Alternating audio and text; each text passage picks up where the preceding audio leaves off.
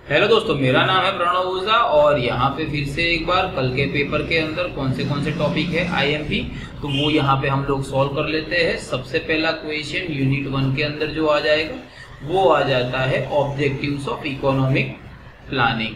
दोस्तों ये टॉपिक आपको करना ही करना है क्योंकि ये एक बड़ा टॉपिक है और शायद 7 या 8 मार्क के अंदर पूछ सकते हैं।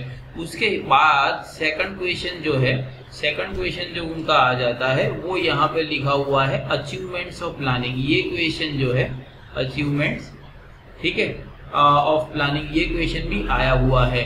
फिर यहाँ पे इकोनॉमिक ग्रोथ और इकोनॉमिक डेवलपमेंट की जब हम लोग बात कर रहे हैं तो यहाँ पे उनका डिस्टिंक्शन जो है, डिस्टिंक्शन बिटवीन इकोनॉमिक ग्रोथ और इकोनॉमिक डेवलपमेंट, ये टॉपिक भी उनका लगातार यहाँ पे आया हुआ है। 1 या 2 बार उन्होंने शॉर्ट नोट पूछी है सस्टेनेबल डेवलपमेंट के बारे में। सस्टेनेबल डेवलपमेंट के बारे में उन्होंने यहाँ पे क्वेश्चन पूछा हुआ है। और यहाँ पे next thing is HDI, human development index. यहाँ पे लिखा हुआ है human development index. Human development index 2010 का, वो एक बार पूछ चुके हैं या 2 बार पूछ चुके हैं। और आफ्टर, मतलब ये बिफोर, दोनों लर्न करके जाना, बिफोर 2010 वाला और आफ्टर 2010 वाला। और ये HDI के साथ साथ HPI, ये इतना भी करके ही जाना। तो ऐसा नहीं है कि भाई बेसिकली क्या हो जाता है, कभी कभी सब्जेक्ट पे होता है कि 15 मार्क का एक क्वेश्चन आ जाएगा। आई डोंट थिंक कि यार यहाँ पे 15 मार्क का क्वेश्चन आएगा, तो आपके पास ABC ऑप्शन भी आ सकते हैं। तो यहाँ पे HDI और PQLI या HPI का डिफरेंस भी वो लोग यहाँ पे अपने को पूछ सकते हैं, ठीक है। तो ये हो सकता है, या PQLI और HDI का क्वेश्चन भी पूछ सकते हैं। दोस्तों इम्पोर्टेंट मतलब ऐसा नहीं होता कि सिर्फ 6 ही क्वेश्चन देने हैं, ठीक है। और यहाँ पे एक मल्टी डायमेंशनल पॉवर्टी वाला वो क्वेश्चन भी एक बार आ चुका है। मल्टी डायमेंशनल पॉवर्टी वाला वो क्वेश्चन भी एक बार आ चुका है। तो मल्टी डायमेंशनल पॉवर्टी, दोनों का डिफरेंशिएशन, HDI का, सस्टेनेबल डेवलपमेंट का, अचीवमेंट का और इकोनॉमिक प्लानिंग, ये क्वेश्चन लास्ट टाइम पे उन्होंने पूछे हुए है। नीति आयोग जो था दोस्तों यूनिट 1 के अंदर ही, नीति आयोग मेरे हिसाब से इम्पोर्टेंट है, एक बार पूछा है, इस बार इसके आने के चांसेस ज्यादा लग रहे हैं। आगे बढ़ते हैं। यूनिट 2 जो है दोस्तों, यूनिट 2 जो है, अब यार यहाँ पे तो न्यू एग्रीकल्चर स्ट्रेटजी, मेरे को तो ये स्टेज क्वेश्चन फेवरेट लगता है जो 2 बार पूछ चुके हैं, या उसके अंदर ही उसका कंपोनेंट्स भी वाला आ जाता है। लेकिन एक क्वेश्चन जो है वो effect of new agriculture strategy, ये भी आप लर्न करके जाना।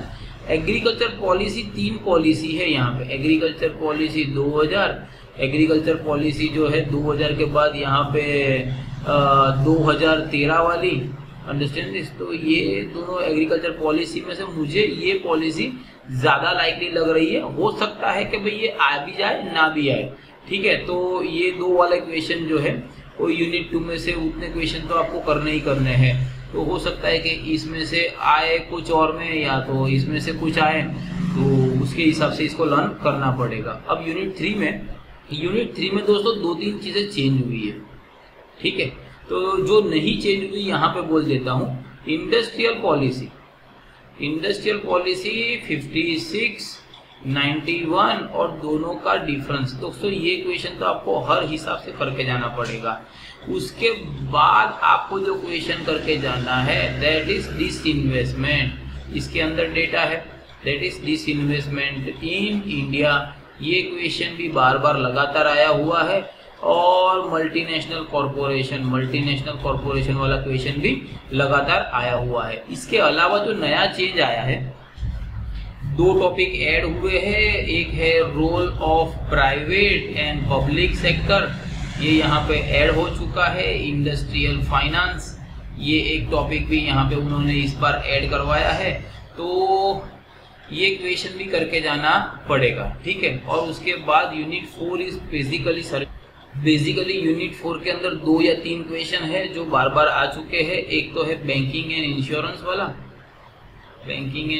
वाला चैप्टर आया हुआ है। फिर new industrial policy, telecom policy वाला, तो ये क्वेश्चन जो है 2012 वाला टेलीकम्युनिकेशन इन इंडिया, वो भी साथ में ही ले लेना। टेलीकम्युनिकेशन इन इंडिया, ये क्वेश्चन भी लगातार उनके आते रहते हैं। और एक बार पूछा हुआ था growth performance of IT sector. तो इन शॉर्ट ये दो तो हो ही गए। देखते हैं अभी रिवीजन में किस तरह से करते हैं।